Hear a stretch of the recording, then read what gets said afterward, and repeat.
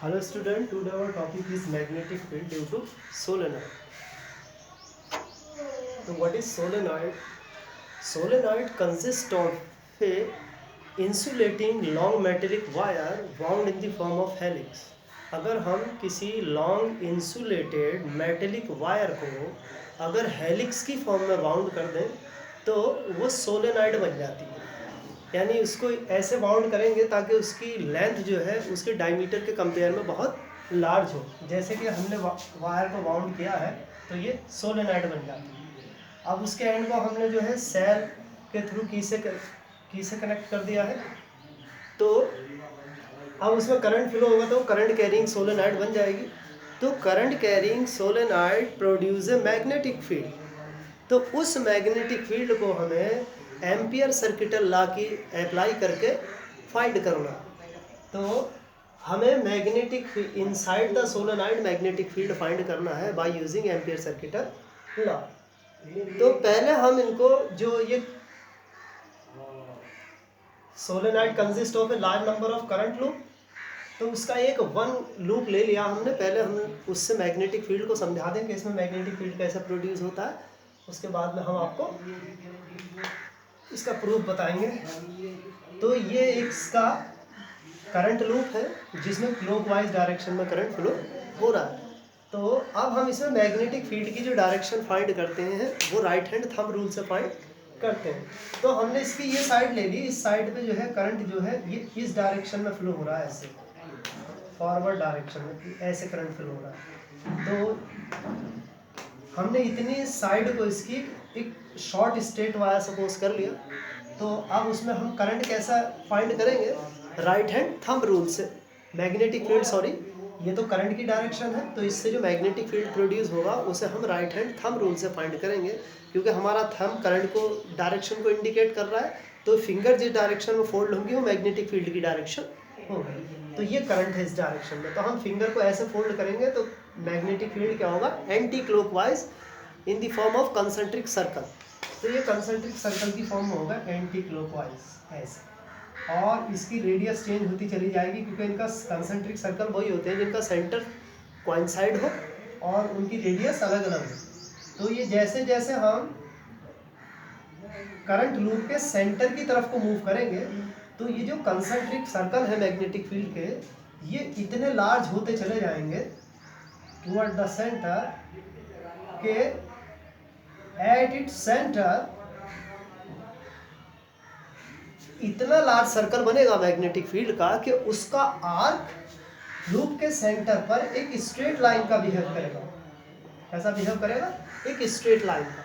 इसी तरह से जैसे जैसे हम लूप की तरफ को मूव करेंगे तो मैग्नेटिक फील्ड जो है कर्व होता चला जाएगा इस तरह से ऐसे, और जैसा अभी आएंगे फिर ये कंसेंट्रिक सर्कल बन जाएंगे इस तरह से। तो ये होती है मैग्नेटिक फील्ड की डायरेक्शन, हम ऐसे पता कर लेते हैं। अब इसमें large number of current loop है तो सबसे ऐसे ही मैग्नेटिक फील्ड प्रोड्यूस हो रहा है। तो अब इसके सेंटर पर मैग्नेटिक फील्ड स्ट्रेट है और इसकी साइडों से क्या हो जाता है, अकॉर्ड हो जाता है मैग्नेटिक फील्ड। तो हमने वही मैग्नेटिक फील्ड ये ऐसे शो किया है।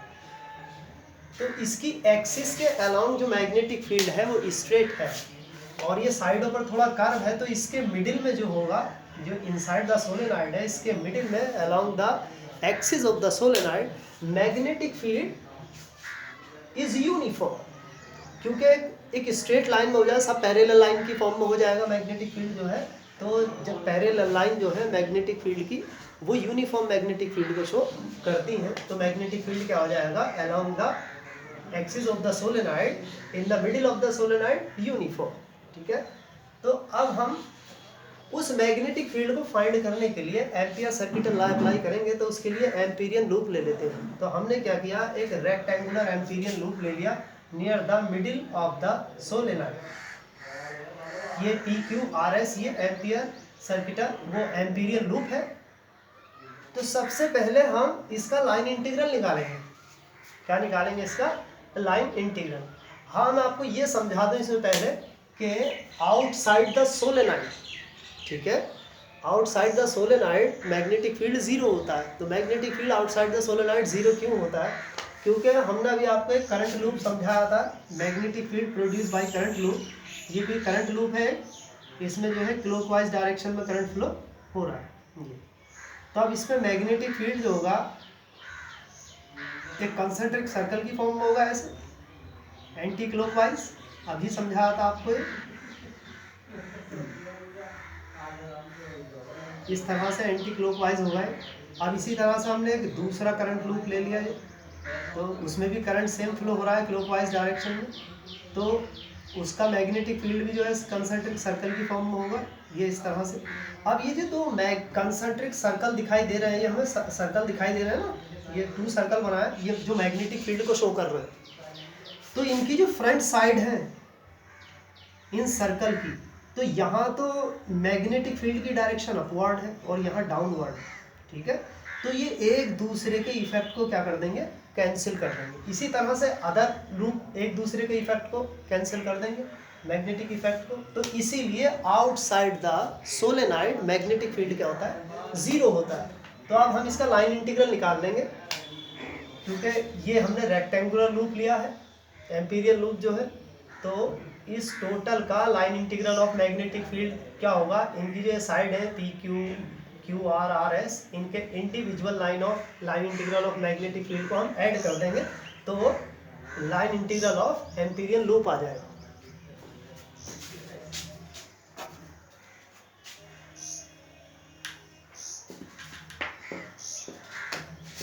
Line integral of Amperian loop P Q R S B dot D L is equal to, पहले हमने इस साइड का लिया P Q, B dot D L plus, अब क्यू आर का Q R B dot D L plus R S B dot D L plus S P B dot D L. अब हम यहाँ देखते हैं, ये जो साइड है इसकी पी क्यू, ठीक है। तो यहाँ इस पर जो हम एक एलिमेंट लेंगे, लाइन एलिमेंट, वो मैग्नेटिक फील्ड के साथ 0 डिग्री का एंगल बनाएगा, क्योंकि जो मैग्नेटिक फील्ड है इसकी एक्सिस के अलाउंग, ठीक है। तो हमने यहाँ ये जो एलिमेंट लिया, ये भी इसकी एक्सिस के अलाउंग है, मैग्नेटिक फील्ड भी एक्सिस के अलाउंग है, ठीक है। तो दोनों की बिटवीन, दोनों सेम डायरेक्शन में होगा, तो एंगल क्या हो गया इनका 0। अगर हम यहाँ ले रहे हैं साइड, ये इसकी क्यू आर, तो ये इसकी एक्सिस के अलाउंग नहीं है मैग्नेटिक फील्ड, इसका क्यू आर साइड का 90 डिग्री का एंगल बना रहा है इसकी एक्सिस से। जो ये सोलेनॉइड की एक्सिस है उससे ये जो क्यू आर साइड है इसकी लूप की, तो इसका मैग्नेटिक फील्ड 90 डिग्री का एंगल बना रहा है। और ये जो साइड है इसकी लूप की, ये आउटसाइड द सोलेनॉइड होगी, तो इसका तो मैग्नेटिक फील्ड 0 हो गया। अब ऐसे ये एस पी जो साइड है इसकी लूप की, ये भी मैग्नेटिक फील्ड के साथ जो है 90 डिग्री का एंगल बना रहा है। इसका जो मैग्नेटिक फील्ड है इस साइड का, ये भी इसकी एक्सिस के साथ 90 डिग्री का एंगल बना रहा है, ठीक है। तो मैं एक बार और समझा दूँ, ये जो इसकी पी क्यू साइड है इसकी लूप की, ठीक है, तो वो इसकी एक्सिस के अलाउंग है सोलेनॉइड के। तो इसका जो एलिमेंट है वो मैग्नेटिक फील्ड के साथ 0 डिग्री का एंगल बना रहा है, क्योंकि मैग्नेटिक फील्ड और लाइन एलिमेंट, ठीक है, वो सेम डायरेक्शन में बना। अब यहाँ जो इसकी एक्सिस है और ये जो साइड है इसकी क्यू आर, तो क्यू आर साइड का जो मैग्नेटिक फील्ड है इसकी एक्सिस के साथ क्या बना रहा है, 90 डिग्री का एंगल। यहाँ ये आउटसाइड की साइड आ गई, तो ये तो मैग्नेटिक फील्ड 0 हो जाएगा। अब ये साइड ले ली हमने इसकी लूप की, यानी एस पी, तो इसका मैग्नेटिक फील्ड भी इसकी एक्सिस के साथ 90 डिग्री का एंगल बना रहा है। तो यहाँ बस इसके एंगल का पता करना है हमें, पी क्यू, अब ये हो जाएगा बी डी एल, ये तो कॉस 0 हो गया है, तो 0 डिग्री का एंगल बना रहा है, प्लस क्यू आर बी और ये डी एल कॉस 90, प्लस ये आउटसाइड आ गया R S B dot D L, plus अब ये क्या हो गया एस पी बी और ये डी एल कॉस 90, कॉस 90 की वैल्यू 0 हो गई। तो अब साइड हमारे पास ये बची पी क्यू ये हो गया बी और ये डी एल कॉस जीरो की वैल्यू 1 और ये 0 प्लस ये भी 0 क्योंकि outside the solenoid magnetic field क्या होता है 0 होता है। ये पोर्शन हम ऐसे ही इसको 0 रख देंगे क्योंकि मैंने अभी आपको समझाया था कि outside the solenoid at a point outside the solenoid magnetic field is 0 plus ये 90 डिग्री का एंगल है जी। तो अब हम इसको सॉल्व कर देंगे बी और ये D L P Q R S.